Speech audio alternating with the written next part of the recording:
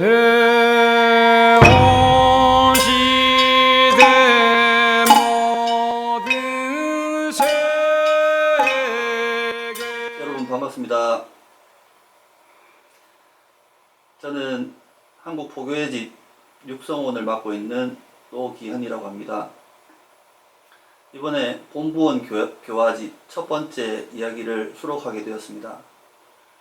조금이나마 여러분들이 신앙하는데 교조님의 말씀을 이해하는데 도움이 되었으면 합니다. 제가 소개해드릴 선인의 말씀은 마스이 이사부로 선생님의 이야기입니다. 우리가 필독하고 있는 고본 천리교 1화편 제16화 자식이 부모를 위해 라는 편에 수록된 분이시기도 합니다. 그분의 자손들은 지금도 터전에서 열심히 세계 구제를 위해 열심히 신님의 일에 매진을 하고 있습니다. 그 6대손 또한 얼마 전 한국 청년회 총회에 파견위원으로서 오셔서 참석하기도 하였습니다. 우선 천리교 1화편에 수록된 제16화 자식이 부모를 위해 라는 글을 먼저 소개해 드리도록 하겠습니다. 마스이 이사부로의 어머니가 병이 들어 점점 용태가 위독해지자 이사부로는 날이 새기를 기다리다 못해 이즈시치조 마을을 출발하여 약 15리 길을 걸어 십도로 돌아와서 교주님을 뵙고 어머님의 병환을 부디 구제해 주십시오 라고 간청하자 교주님께서는 이사부로야 모처럼 부탁이지만 병환은 구제받지 못한다 라고 말씀하셨다. 그 말씀은 다름 아닌 교주님의 말씀인지라 이사부로는 그렇습니까? 하고 그대로 물러나 집으로 돌아갔다. 그러나 집에 도착하여 병으로 신음하고 있는 어머니의 모습을 보자 생각이 달라져서 어떻게 해서라도 구제받게 해드리고 싶다 라고 말씀을 전하러 집토로 돌아왔다. 부디 소원입니다. 어렵겠지만 구제해 주시기 바랍니다 라고 간청하자 교주님께서는 거듭 이사부로야 가여운 일이지만 구제받지 못한다 라고 말씀하셨다. 교주님으로부터 그런 말씀을 듣자 이사부로는 어쩔 수 없구나 라고 체념했다. 그러나 집으로 돌아가 몹시 앓고 있는 어머니의 모습을 보자 자식으로서 가만히 있을 수 없었다. 다시 시보리 길을 터벅터벅 걸어서 집터에 이르렀을 때는 벌써 밤이 이슥했다. 이사부로는 교주님께서 이미 주무신다는 말을 듣고서도 어려우시겠지만 어떻게든 구제해 주시기 바랍니다 라고 다시 간청했다. 그러자 교주님께서는 구제받을 수 없는 것을 어떻게든 구제받게 하려고 자식이 부모를 위해 애쓰는 마음, 그것이 진실이야. 진실은 신이 받아들인다 라고 말씀하셨다. 그런 고마운 말씀을 듣고 키쿠는 죽을 목숨을 구제받아 88세까지 장수했다 라는 일화편이 있습니다. 다음은 본부원 교화집에 수록된 글들을 번역하였습니다. 참고로 들어주셨으면 감사하겠습니다.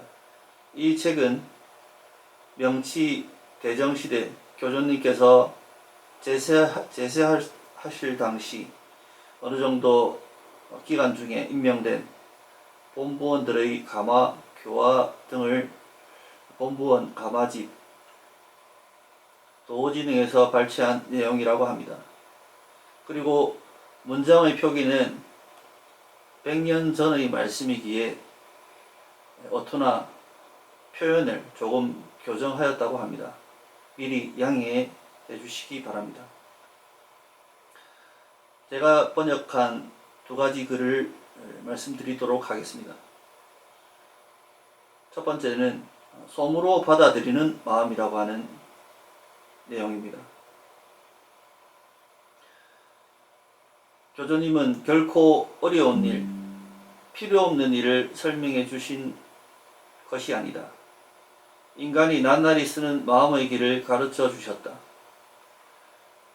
낱낱이라는 항상이라는 마음을 묵직하게 정하고 교주님의 가르침을 조목조목 마음에 잘 다스려야 하고 어떻든 이 말씀을 듣는다면 마음이 충분히 다스려지고 또 다른 사람에게도 말하고 듣고 한 사람이라도 많이 이 고마운 길의 이치를 설파해서 들려줘야 한다. 어버이 신님은 인간의 마음에 따라 이 몸을 수호해 주시기 때문에 마음의 움직임이 없으면 몸의 수호도 기대할 수 없다. 그래서 매일 마음을 어떻게 쓰는가에 있어서 남에게 화를 내는 일도 있고 스스로 화를 내서 남에게 부적을 주는 일도 있다. 모르는 사이에 이러한 티끌을 마음에 묻히게 된다. 탐, 인색, 편애, 미움, 원망, 분노, 욕심, 교만, 이 8개의 티끌도 자신도 모르게 쓰고 쌓아가고 있다. 그렇게 해서 한편으로 보면 모두 마음에 탐내는 것도 인색한 것도 편애하는 리도 없어서는 안 된다. 이것 하나의 티끌, 이것을 하나하나 잘 분간해 알게 된다면 한편 화가 난다는 것도 이 치를 세우는 것과 욕심에서 화를 내는 것과는 구별 지을 수 있다. 이 길의 사람은 가급적 어떤 것이든 넓은 마음을 가지고 나아가야 한다. 온화한 마음이 되지 않더라도 어떻든 다스리지 않으며 가지 않으면 안 된다. 도리로서 말하면 칼을 들고 덤벼오는 것도 손뭉치로 받아내듯 해야 한다. 칼이 맞부딪히는 것이라면 어느 쪽이든 다쳐서 상처를 낸다. 부드럽게 받아들인다면 상처를 입지 않는다. 이 길이라고 하는 것은 부드럽고 친절하다고 하는 것, 이것 성진실한 사람들 사이에서 중요한 것이지만 진실한 가정이라 하면 부모, 자식, 부부, 형제 모두 안정이 되는 것을 말한다. 성진실이라고 하는 것은 이것은 부드럽고 인자한 것이다. 영원히 지속되는 것이기에 마음속에서 마음을 접어버린다면 이 길을 깨달은 사람이라고 할 수 없다. 다른 사람들이 어떻게 되든 말든 간에 나만 좋으면 그만이라고 하면 안 된다. 그것은 마음이 쓰러져 버린다. 어버이 신님께서 등을 돌리는 것이다. 재난이라고 하면 괴롭고 힘들다. 이것은 어디서 온 것이 아니다. 모두 각자 각자의 마음에서 만들어지는 것이다. 이것을 어버이 신님께서 알려주고 계시는 것이다. 마음이 쓰러진다면 몸도 이처럼 쓰러져 버리고 만다. 세상에서는 이것을 조금도 알지 못한다. 지식인도 학자도 막으려야 막을 수 없다. 도망치려 해도 도망칠 수가 없다.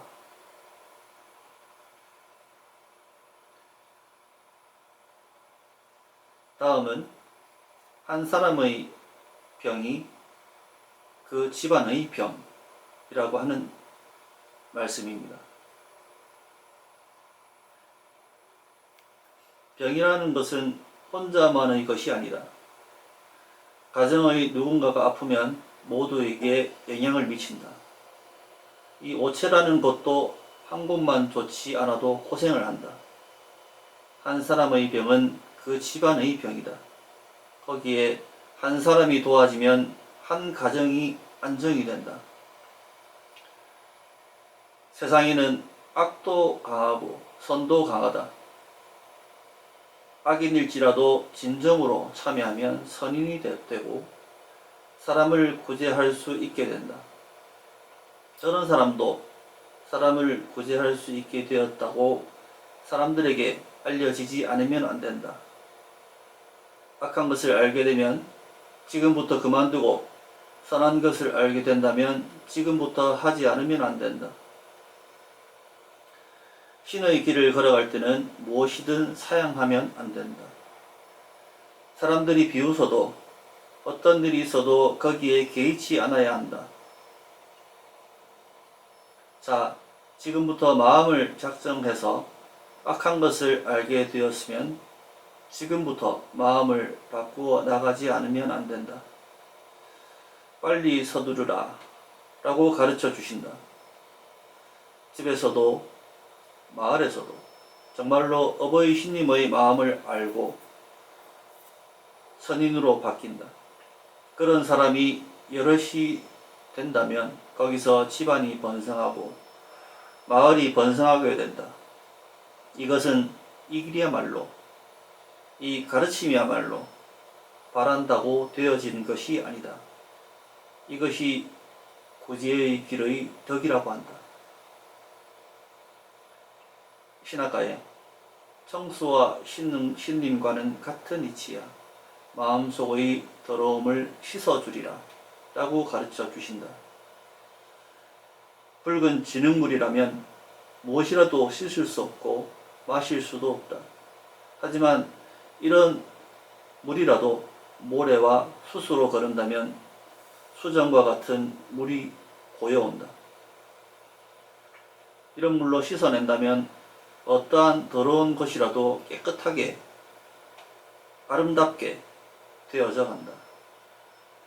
사람의 마음이란 이런 더러움과 같은 것이다. 모래에 걸러져서 숯에 걸러진다면 아름답게 변한다. 한 번에 맑아지는 것이 아니다. 두 번, 세 번 걸러져 갈 때 맑아져 온다. 이러한 도리로 이야기를 몇 번이고 되풀이해서 듣고 나면 마음에 확실하게 안정이 된다. 필시 신상부제와 다르지 않다.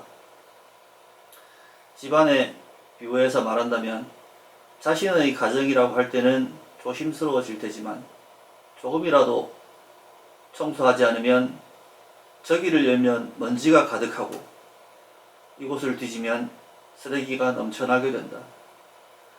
어디를 보아도 마음이 불편하다. 마음이 진정되지 못한다. 자신의 집이기 때문에 애상에 젖어버리고 만다. 이것은 나날이 청소를 하지 않기 때문이며 손질함에 따라서 빛나게 되기도 하지 않을까 한다. 모든 것이 마음에 따라서이다. 사람의 몸도 신님이 빌려주신 인테리어를 하지 않은 빈 건물과도 같아서 어디에도 우리들의 마음가짐에 하나로 어떻게 변할지 모르는 것이다. 이것을 잘 분간해서 생각하지 않으면 안 된다. 라는 두 가지 글을 번역해 보았습니다. 이 책에 수록된 선생님의 말씀은 우리가 잘 접할 수 없고 그리고 우리가 기존에 있는 교조전이나 일화편에서는 잘 접할 수 없는 그분의 감정과 정서가 묻어나 있는 글이라고 생각을 합니다. 이 글을 읽으시면서 교조님 제세 당시의 그런 느낌을 회상해 보면서 좀 더 교조님께 다가갈 수 있는 시간이 되었으면 감사하겠습니다. 감사합니다. 어떠한 자이라도 그